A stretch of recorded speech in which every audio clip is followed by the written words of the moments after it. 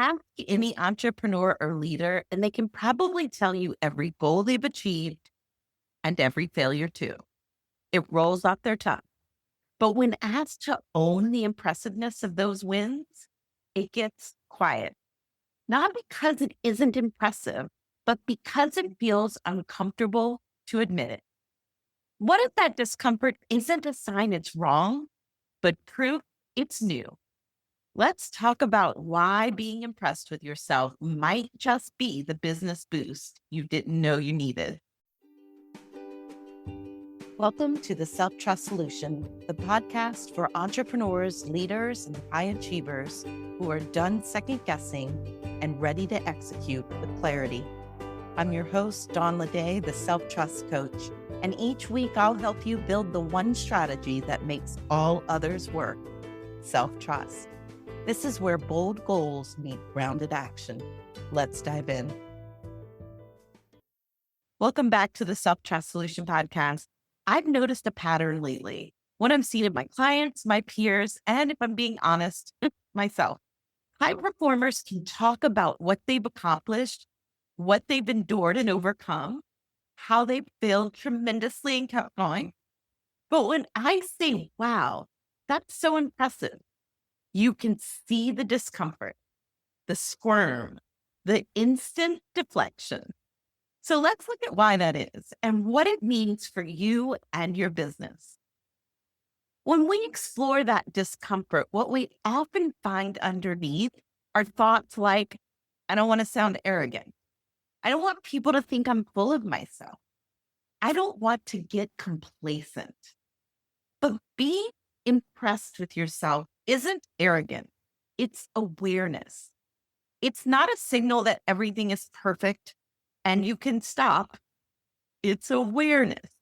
It's you acknowledging the truth of your own effort, growth, and capacity. When we mistake self-acknowledgement for ego, we disconnect from one of the most powerful sources of self-trust we have: our own evidence. The thing feels uncomfortable. It's not wrong. It's just under practiced. And when we under practice self-validation, we start over relying on external validation. We start needing the praise, the likes, the feedback. But when you build the habit of validating yourself first, you stop needing it and you start believing it when it comes. So we still want, it's very human to enjoy that validation, that praise, that feedback, the likes. But when you're giving it to yourself first, you don't need it. You can just enjoy it. And you're so much more likely to believe it.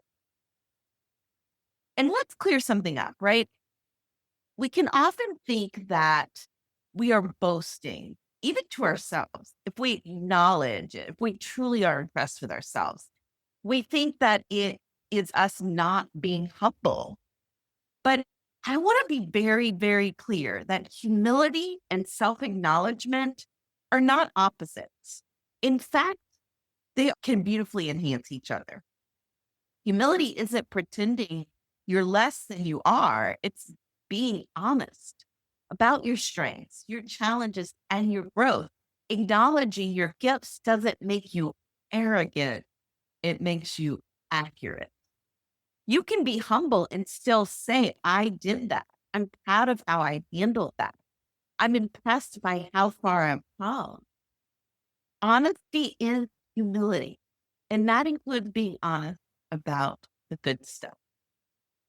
So why does any of this matter? Why am I begging you to be impressed by you?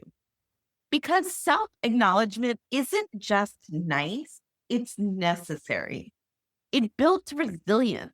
When challenges come up, and they will, you have stored proof that you can handle hard things. You've seen yourself do it before. You've seen the impressive ability of you to keep going, to get back up. It fuels intrinsic motivation. When you practice recognizing your own wins, you don't need pressure or perfection to move forward. You're fueled by proof, not fear. It deepens self-trust. Each time you acknowledge your growth, you reinforce your identity as someone who can do anything, who can follow through, who can fall down and get back up, who can keep going in the face of uncertainty, even when it's uncomfortable. And it makes leadership lighter. Leaders who recognize their own wins model confidence without ego and give permission for everyone around them to do the same. Growth built on self-encouragement is lighter, faster, and more sustainable than growth built on self-criticism. Because you're not growing from punishment, you're growing from possibility and truth. So how do you actually do this? I want you to start your I'm so impressed list, right? I'm so impressed that at the top of a page or in a note on your phone or a Google Doc that you can access anywhere. That's my favorite version. Then finish the sentence and just keep a running list. I'm so impressed that I finished that project. I'm so impressed that I made it through a tough week with grace. I'm so impressed that I showed up even when I didn't feel ready.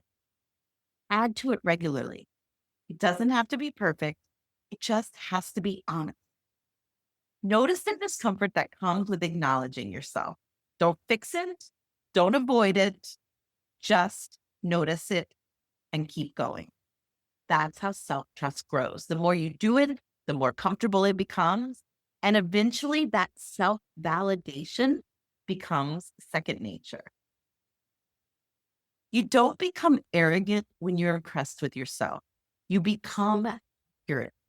You start seeing the full picture of who you are, capable, courageous, and beautifully human.